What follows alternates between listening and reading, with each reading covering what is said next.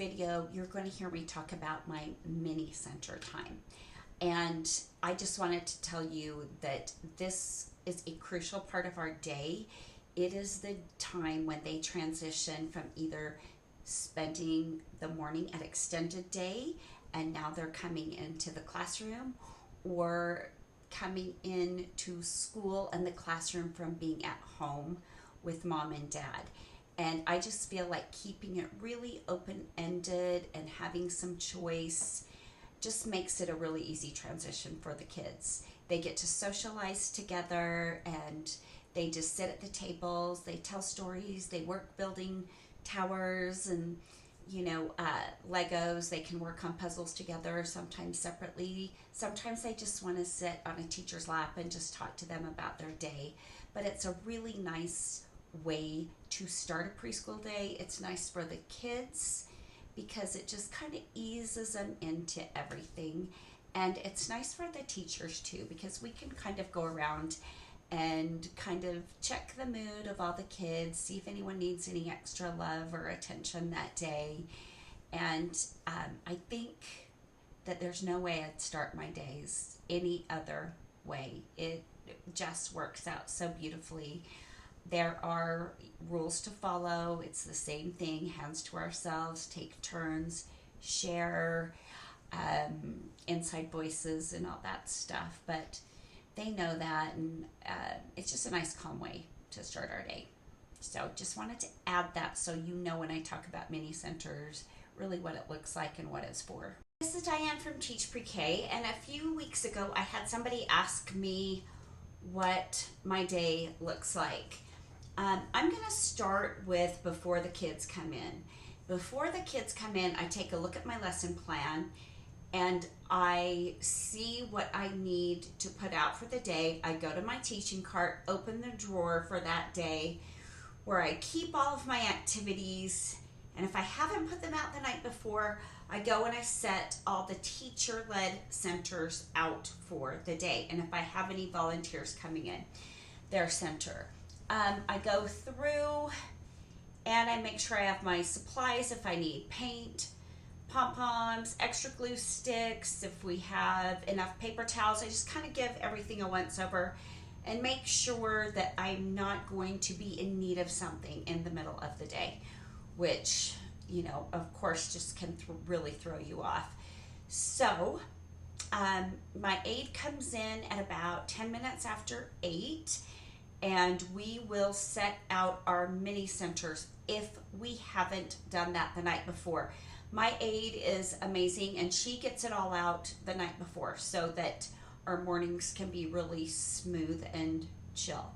And you guys might be wondering what mini centers are. Well, I have 3 main tables. I have a table in my math area, I have a table in my art center, and I have a literacy center table. Big, at least six foot tables with at least 6 chairs. 6 to 7 chairs actually.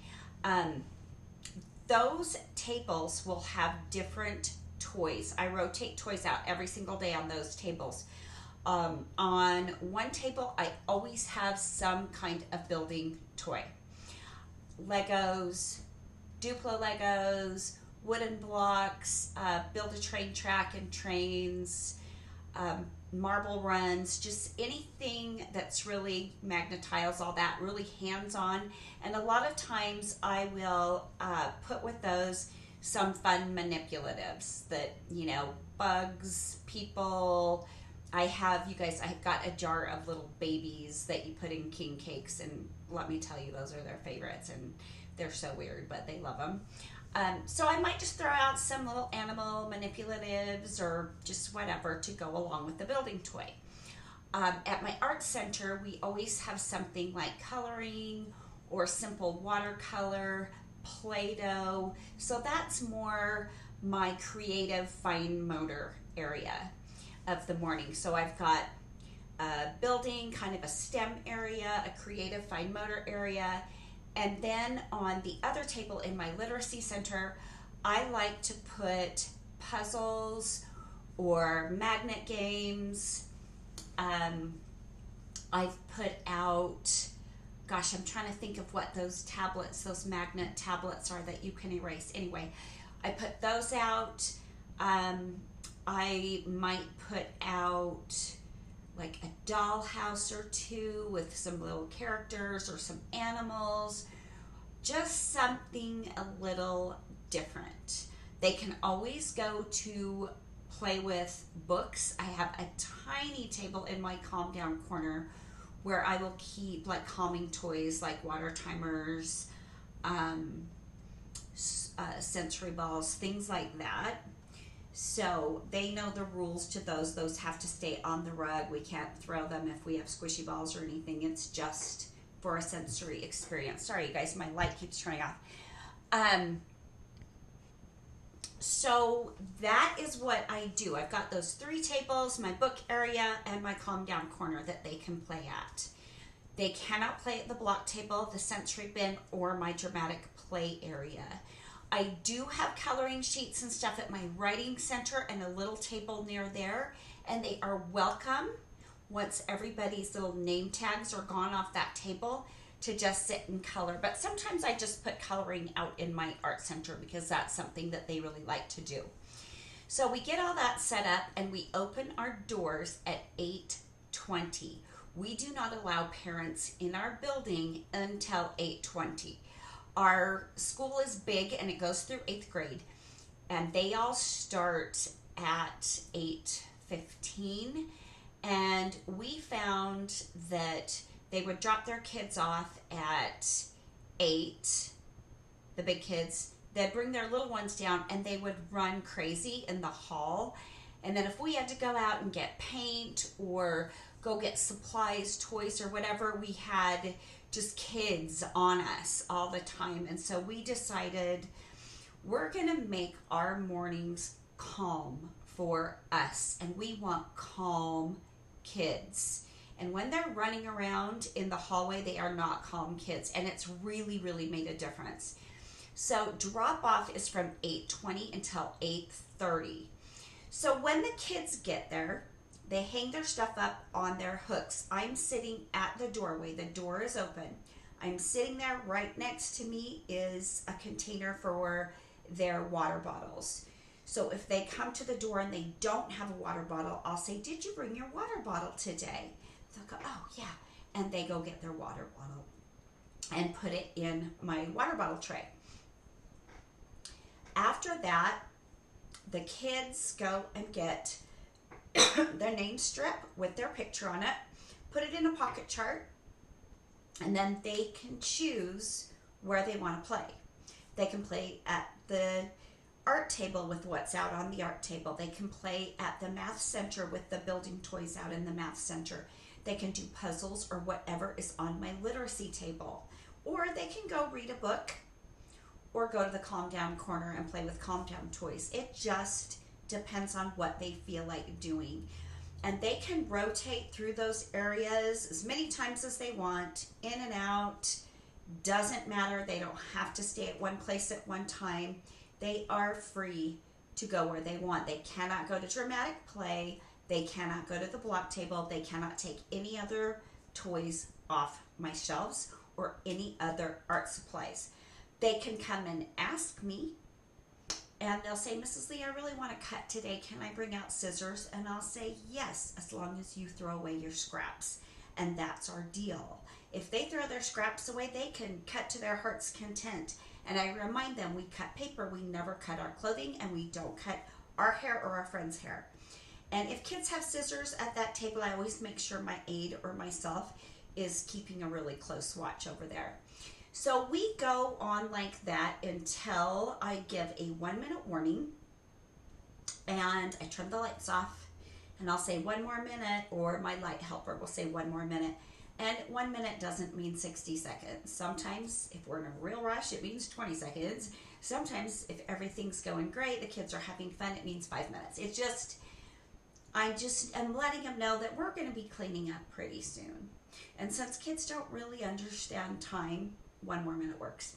So they know it's not a large amount of time. They've got cleaning up coming really quick. So then we will turn the lights off again, and my light helper or myself will say it's time to clean up. And I always say, clean up where you are, then go help a friend. And clean up, it just depends on the mood the kids are in, and how we've worked through our procedures. But kids don't really like to clean up their messes. I don't even like to clean up my messes, so I get it. But we try to work together and get everything cleaned up. I have some tricks about cleaning up that I'll go over in later videos, and I've done some in the past too. So if you want to check my library, you can. But after that, we sing a song to come to the rug. It's always put your pockets on the rug, on the rug. And that's when I see that we're almost all cleaned up. My aide can do the last little things, put lids on bins, put toys back where they belong, as I bring the kids to the rug and get them ready for circle time. So that will happen at about 9 o'clock. And there's a 10-minute window, 5 till to 5 after, 9 o'clock, anywhere in there is where I'm going to start circle time. At the beginning of the year, circle time is shorter, so if they're doing well playing at mini centers, I'll give them more time. If they're not, we'll come to the rug. I'll still do a short circle time, and I'll just keep in mind, okay, I've had to keep some things short. We'll be outside a little longer today, and that's usually how I work my timing. But we go to circle time, and that's when we'll sing kind of a song that goes with the theme of what we're learning that week. And I'm really sorry if you guys hear yard people outside. My cute little neighbor boy is edging right by my office right now. But so we'll sing our little song or do a little finger play. We do something that I call name of the day with pre-K, but I don't do that with preschool. We might do some counting where we're getting up and we're jumping and we're clapping and we're doing a slow motion sit down. So I try to keep them pretty active. We will read a theme-related storybook or nonfiction book during this time, and we might talk about it. I might show some theme-related posters, and we might talk about what we've been learning about. What did we learn yesterday? Or this is what we're learning about this week. If I'm doing letter of the week, I will introduce it on Monday, and we'll talk about our letter and do some kind of letter activity around that letter at circle time as well. But I've said this 1,000 times. I don't just teach that letter during the week. I teach letters holistically. So I focus on that letter, but I am still teaching them every letter of the alphabet and using every letter, and especially the letters of their name, things like that. I just want to give each letter their special time to really focus on formation, sound, and things like that. So we'll do that, and then as we start wrapping that up, it's about maybe 20 after 9 at this point, or earlier if it's earlier in the year. I've got a smart board. I turn my smart board on. We will watch some educational theme-related videos that have like songs, like super simple songs, has cute songs for almost everything, and everything preschool teachers can think of doing. I have some just old favorites that I do. Books has some good ones. Scholastic has some animated storybooks, and you might be lucky to find one of those online as well. So I'll show 2 to 3 short videos while my aide and I go and set everything out for our centers, get our examples ready if we have examples, just all the bits and pieces we're going to need to do those centers, we get them ready to go.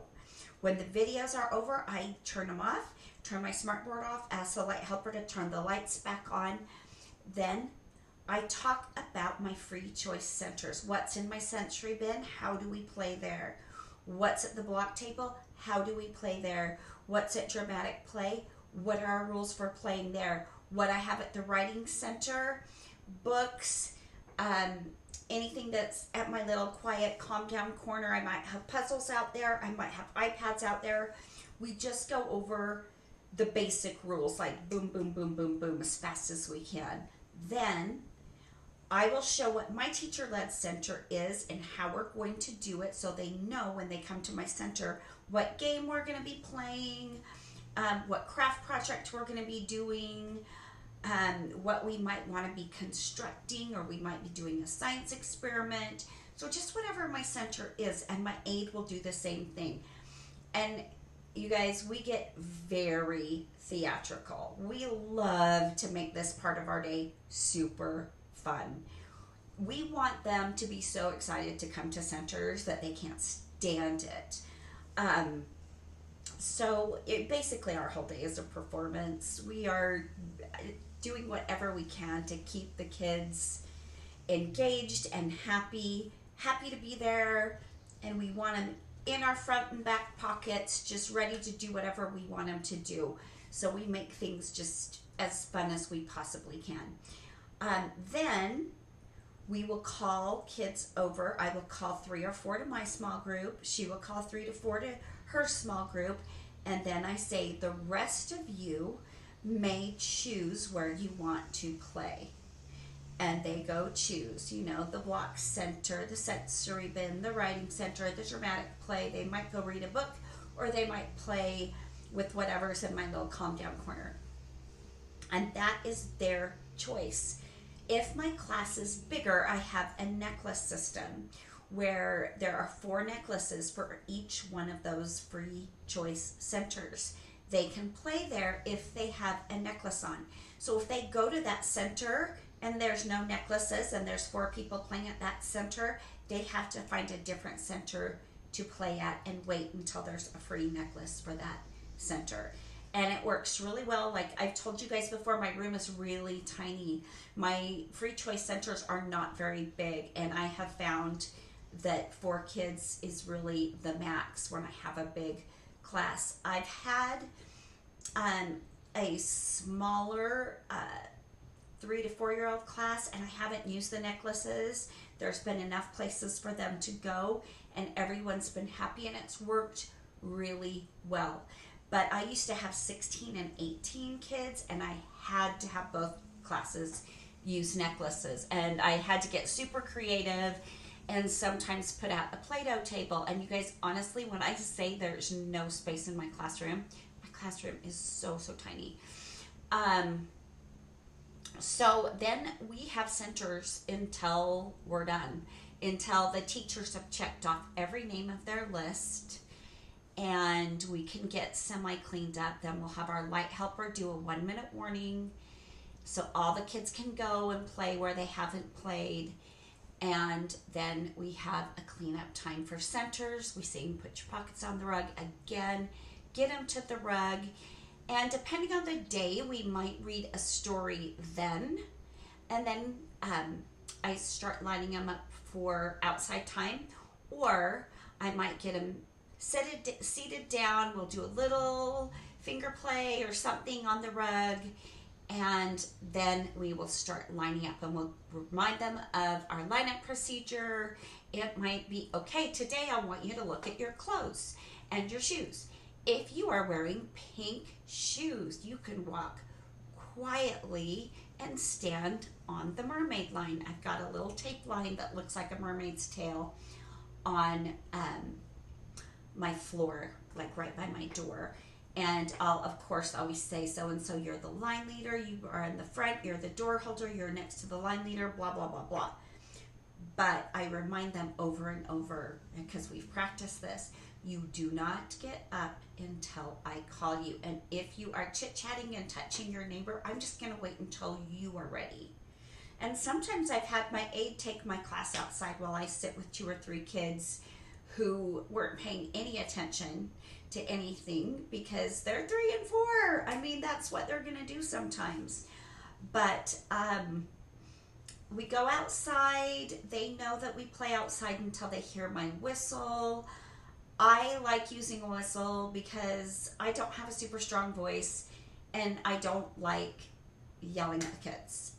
So sometimes my aide will be setting up their snack placemats and putting their water bottles on their placemats while I'm doing the something on the rug before I line them up. But sometimes if we have 2 classes out there and we have enough personnel watching the kids, my aide or myself will go in and we'll set snack up.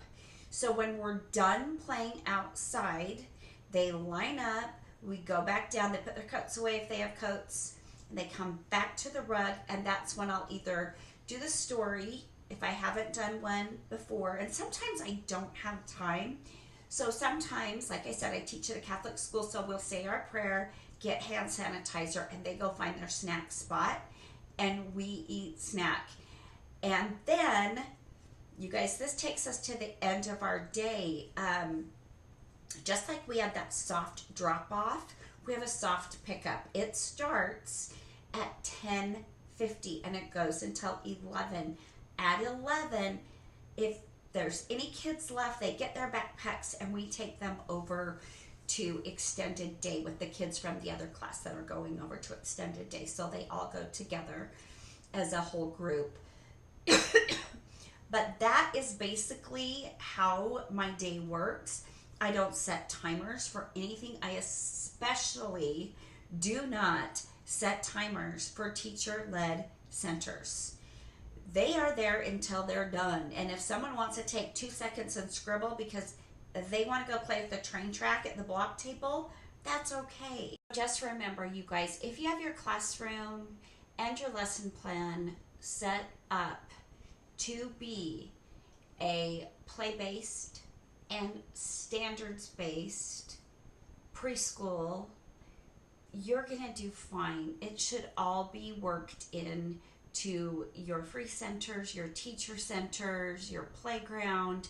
They are learning in every single area. Like I said in my standards video, if you go to your state core standards, they're doing so many of those things just on their own by playing with their friends and learning to problem solve, and everything that they learn as they build a tower at the block center, as they put a puzzle together, as they start coloring a picture. They're getting there, you guys. It's just better if we support their learning in the way they learn instead of trying to make them fit into our time slots and learn the way that some adult thinks they should. There's enough research to back that kids are learning as they play, and play-based learning is going to help them learn more and build a better foundation for just a love of learning for the rest of their life. So that's our mission. That is our mission. And a timer seems a little too rigid for that. Preschool should not be rigid. Preschool should be fun. It should be fun. And some days you think I need to make this a little more rigid because the fun is going off the deep end. But, you know, if you really love kids and you have it set the way they learn, you're going to be successful and the kids are going to be successful. So that is how I do my day. When I can get into my classroom, I am going on a short vacation, but when I can get back into my classroom, you'll see everything, and everything will make a lot more sense. I'll kind of do a video similar to this once I can get in there. But thanks so much for watching. Subscribe if you want to. There's more good stuff coming. Thanks so much.